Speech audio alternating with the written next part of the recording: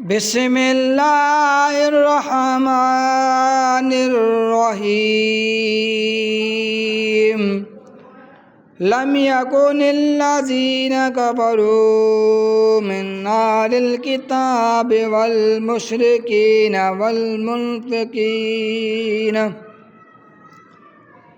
حتى تأتيهم البينة رسول من الله يتلو صحفا مطهرة فيها كتب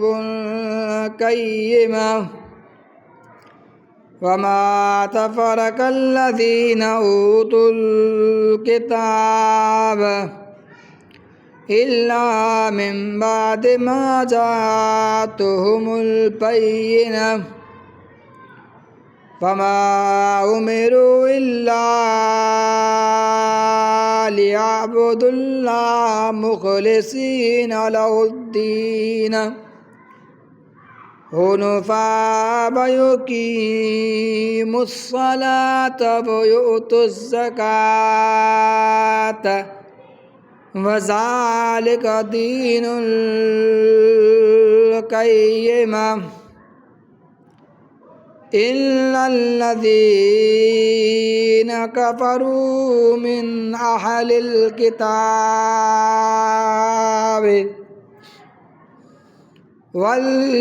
والمشركين في نار جهنم خالدين فيها أولئك هم شر البرية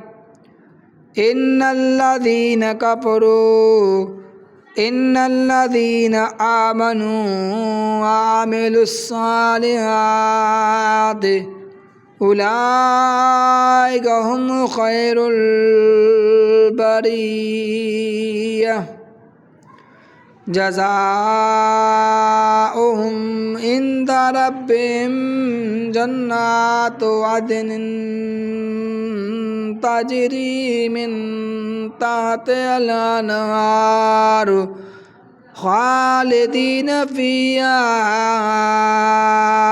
أبدا رضي الله عنهم ورضوا عنه ذلك لمن